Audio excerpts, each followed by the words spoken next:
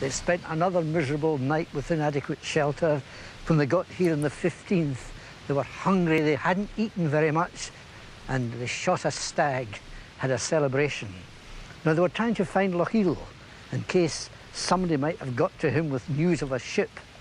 But there was no hope of finding Loch, the reason being the enemy troops were searching, so they had to retreat into the mountains, and they spent roughly until the 26th of August. But meantime, the Glenmorrison men were scouting to make contact with the few people who had managed to escape the search. And it was there they managed to get news about the Cluny. They also found out that Loch was with Cluny. And then on the 26th, the great news came. They could go to Cluny's hideout 30 miles away on the other side of the mountains to a special cage that he had prepared for the prince.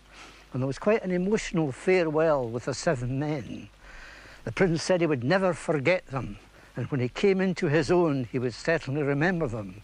But meantime, he made a more positive gesture. He gave them 24 guineas because, as you know, the 7 men were 8. And then away he went across the Loch to do that hard walk across a mountain pass and across another mountain pass. And what a piece of work it was to get there. And I'm off to find that cage. Well, this is still one of the wildest bits of Scotland today. The heights of Binalda, which drop very steeply down to Loch Ericht. And when the prince came here, he was in other hideouts at first, but he was taken to a very special one, which is known as Cluny's Cage, not a cave. And when I came here first, I had no idea where to look for it. So I had a search around, and I just couldn't find it at first.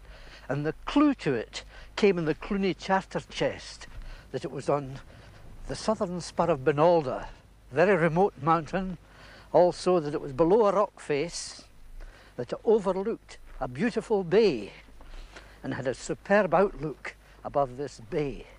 The one thing that was missing was it was supposed to be surrounded by holly, a thicket of holly.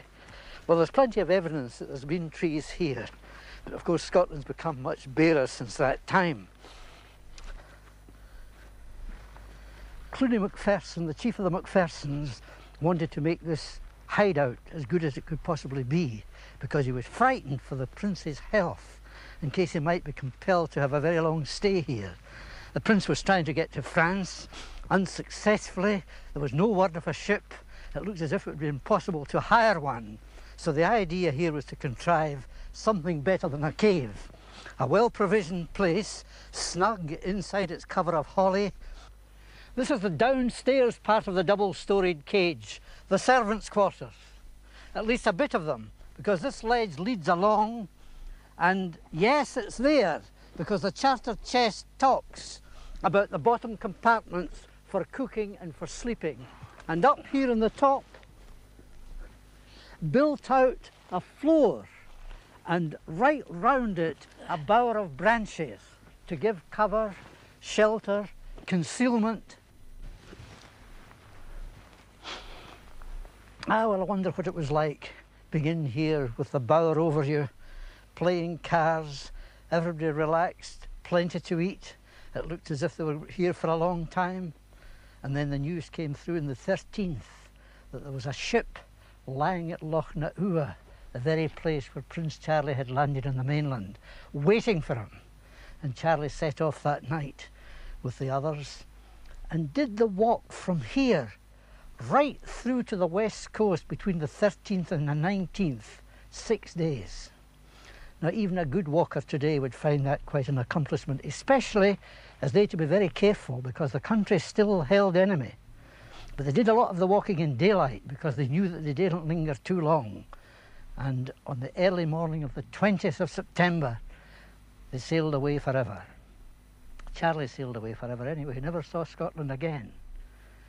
What he probably didn't realise at the time, though, he intended to come back and carry on the campaign. But he didn't realise that the best days of his life were behind him, namely the 5 months he spent in the heather, because he was always surrounded by loyal people, men who gave everything for him. A lot of them died for him later, including Dr. Cameron, who was here with him, who brought him here. And getting here was a great story too, because they had to cross the Great Glen at its most dangerous time. So the whole story shows Charlie as a heroic character in an emergency. He was a great trooper, but he wasn't a general at all.